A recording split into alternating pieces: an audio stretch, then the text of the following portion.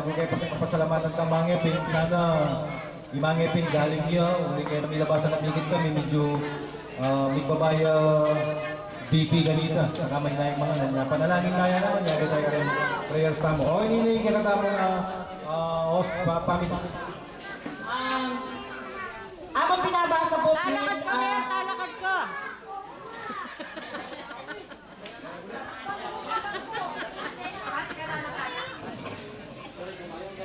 Abang po pinabasa to, abang po pinabasa, lahat po tayo tumahimik. Kung pwede, close our eyes. Kasi po maganda, gusto ko lang i-share sa inyo. Nandun yung lahat tayo itatanda. Remember the golden rule.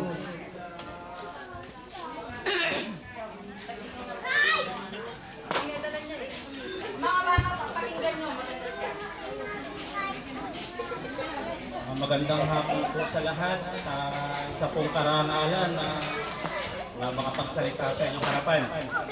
Especially sa ating mga anak na alam ko, puro naman tayo mababait na anak eh. Ito'y nakuha ko rin nung ako'y nasa trabaho. Nung nabasa ko ito, sabi ko, darating ang oras na tamang-tama ito. Sabi ko, dahil nasa 40 na rin ako, sabi ko, papunta na rin tayo sa mga patanda. So ito ay, ang mensahe nito ay pinapatungkol sa mga anak. Sana mga anak, ay paano may mapulot kayo dito sa babasahin ko. Para sa inyo ito.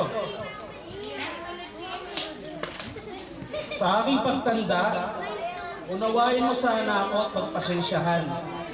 Kapag dala ng kalabuan ng mata, ay nakabasag ako ng pinggan o nakatapon ng sabaw sa hapagkainan. Huwag mo sana akong kagagalitan. Maramdamin ang isang matanda. Nagseself-pity ako sa tuwing sinisigawan mo ako. Kapag mahina ng tenga ko at hindi ko maintindihan ang sinasabi mo, huwag mo naman sana akong sabihan ng bingi. Pakiulit na lang ang sinabi mo o pakisulat na lang. Pasensya ka na anak, matanda na talaga ako. Kapag mahina na ang tuhod ko, pagtsagaan mo sana akong tulungang tumayo, katulad ng pag-aalalay ko sa iyo nung nag-aaral ka pa lamang lumakad. Pagpasensya mo sana ako kung ako man ay nagiging makulit at paulit-ulit na parang sirang plaka. Basta pakinggan mo na lang ako. Huwag mo sana akong pagtatawanan o pagsasawa ang pakinggan. Natatandaan mo anak, nung bata ka pa, kapag gusto mo ng lobo, paulit-ulit mo yung sasabihin. Maghapon kang mangungulit hanggat hindi mo na makuha ang gusto mo.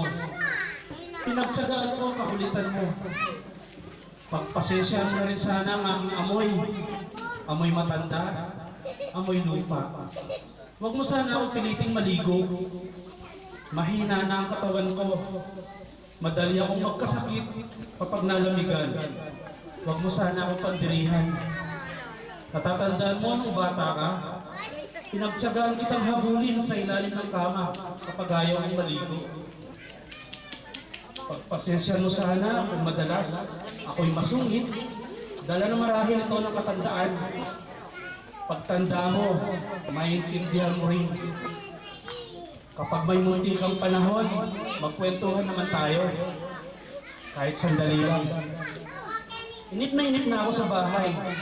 Maghapong nag-iisa, walang kausap. Alam kong busy ka sa trabaho. Subalit nais mong malaman mo, kasabik na ako makakwentuhan ka. Kahit alam kong hindi ka interesado sa mga kwento ko. Natatandaan mo?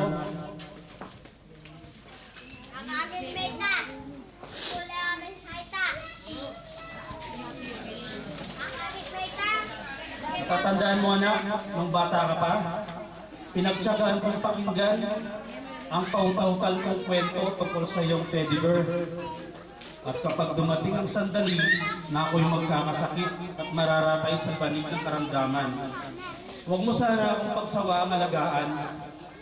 Pagpasensya mo sana kung ako man ay maihi o madumi sa higaan, pagtsagan mo sana akong alagaan sa mga huling sandali ng aking buhay. Total, hindi na naman ako magtatagal. Kapag dumating ang sandali ng aking pagpanaw, hawakan mo sana ang aking kamay at bigyan mo ako ng lakas ng loob na harapin ang kamatayan. At huwag kang mag-alala. Kapag kaharap ko na ang Diyos na lumikha, ibubulong ko sa Kanya na pagpalain ka sana dahil naging mapagmahal ka sa iyong mga tina. Maraming salamat po.